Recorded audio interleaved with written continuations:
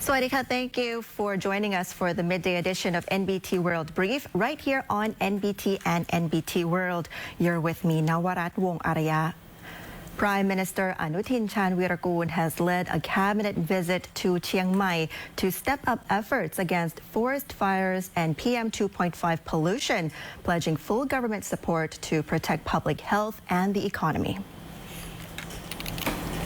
Prime Minister and Interior Minister ANUTIN Chanvirakul, who also serves as Interior Minister, visited Doi Saket district in Chiang Mai to monitor wildfire control operations and boost morale among frontline officers. The Premier observed drone technology used to distinguish fires and inspected wet fire break measures designed to prevent forest fires by increasing soil moisture. Several sites, including Wat Pratat Doi Saket and Hoi Tung Thao Reservoir, are part of the project, using over 73 million liters of water. He also met with more than 500 officers, thanking them for their dedication and reaffirming government support in terms of budget, equipment, and strict law enforcement to prevent burning. Earlier at the 7th Infantry Division, Prime Minister ANUTIN said haze pollution is a major obstacle to northern economic growth and cannot be left unresolved. Authorities have been ordered to strictly control domestic burning, while diplomatic measures will be used to address cross-border resources.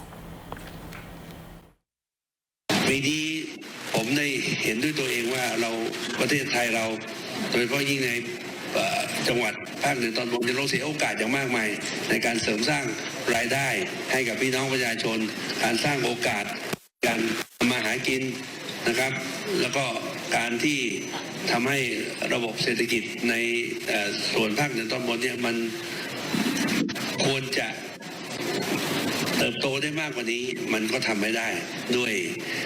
สภาพปัญหาไฟป่าหมอกควันฝุ่นนะครับซึ่งต้องเรียนในที่ประชุมว่าเราคงปล่อยให้เรื่องนี้มันดำเนินต่อไปเรื่อยๆมันคงไม่ได้เพราะว่าสักวันหนึ่งความมั่นใจความเชื่อมั่นต่างๆมันก็จะหายไปแล้วก็มันจะมีแต่ความแร้นแค้นความลำบากเกิดขึ้นในพื้นที่แห่งนี้มันเป็นสิ่งที่ยังพอแก้ไขได้นะครับอย่างน้อยขอให้เราได้ทำในภารกิจในสิ่งที่เราควบคุมได้นะครับส่วนที่เรื่องที่มันเป็นเรื่องธรรมชาตินอกเหนือการควบคุมไอ้ตรงนี้เราก็จะใช้เทคโนโลยีหรือใช้หลักวิชาการต่างๆในการดำเนินการต่อไปนะครับ Governors will act as single command leaders, while advanced technology and real-time monitoring via the Air for Thai application will help safeguard public health.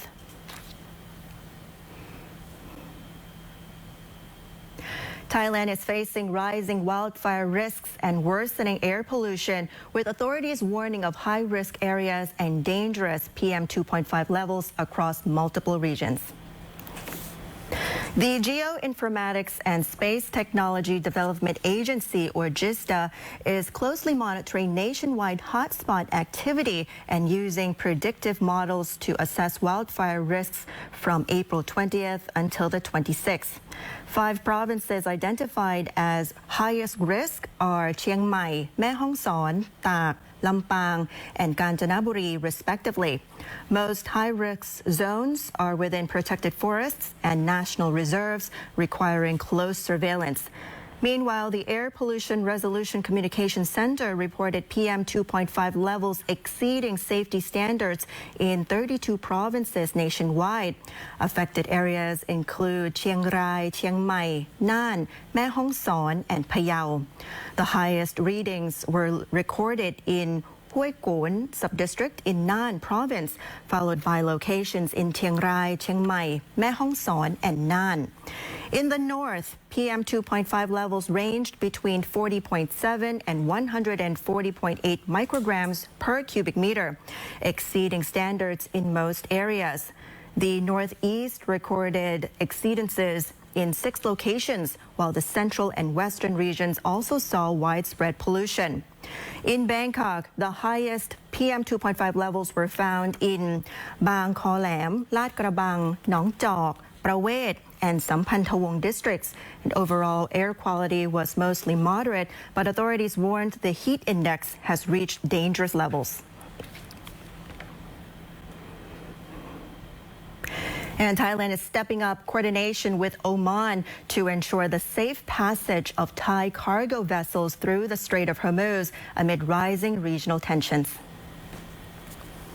The Ministry of Defense of Oman has coordinated with the Thai government, requesting a list of Thai cargo vessels planning to pass through the Strait of HORMUZ, following the safe transit of a ship operated by Siam Cement Group, or SCG.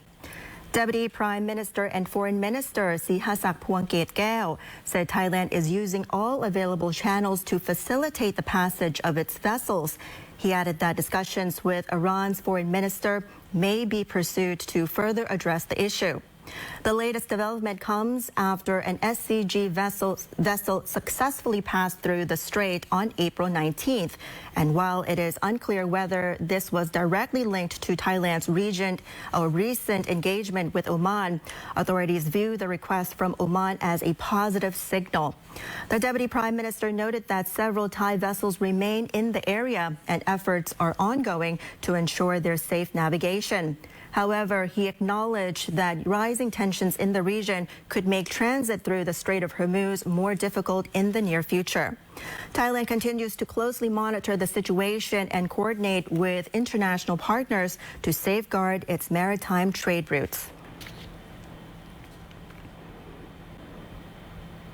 The Deputy Prime Minister has clarified controversy over a proposed 500 billion baht loan, insisting his earlier remarks were misinterpreted after being taken out of context. Deputy Prime Minister Pakorn Ninprapan said his comments on the potential emergency loan decree were purely a legal explanation in response to media questions. He stressed that under Section 172 of the Constitution, the government has the authority to issue such a decree if necessary. However, he said parts of his response were selectively quoted, leading to public misunderstanding that the government had already decided to borrow 500 billion baht. Deputy Prime Minister Pakorn reiterated that no final decision has been made and the matter still requires discussions with the Ministry of Finance and coalition parties. He emphasized that economic measures must be carefully planned for the long term, as the government is responsible for the well-being of 65 million people. The Deputy Prime Minister added that he is willing to clarify legal issues, but urged that such explanations should not be politicized. He noted that his focus is on improving regulations to enhance people's quality of life under the principle of better regulation for better life. He also called on all sectors to work together to navigate what he described as a crisis upon crisis situation facing the country. Amid volatile energy prices and a possible rise in electricity costs, the government is rolling out financial measures to ease the burden on households and businesses while promoting long-term energy sustainability. Government spokesperson Ratchada Thanadirek said 4 state-owned financial institutions have launched low-interest loan programs to support the transition to clean energy and energy-efficient technologies. The initiative targets households, farmers, and small businesses, aiming to reduce energy costs and strengthen competitiveness while driving Thailand toward a green economy. The Government Housing Bank offers 3 energy-efficient home packages with interest rates starting at 2.2% per year, including loans for solar rooftop installation of up to 300,000 baht without additional collateral.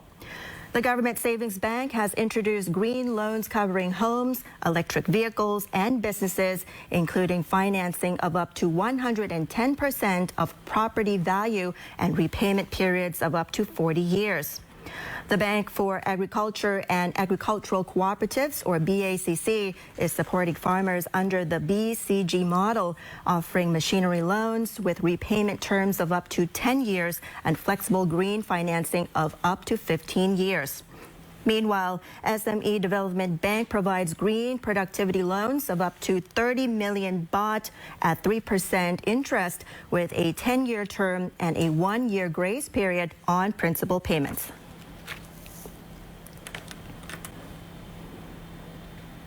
And that wraps up our midday edition of NBT World Brief. You can stay updated with the latest developments right here on NBT and NBT World. And for more stories, simply scan the QR code on your screen to access our full coverage across all media platforms. Until next time, I'm Nawarat Wong Araya. Swadee ka.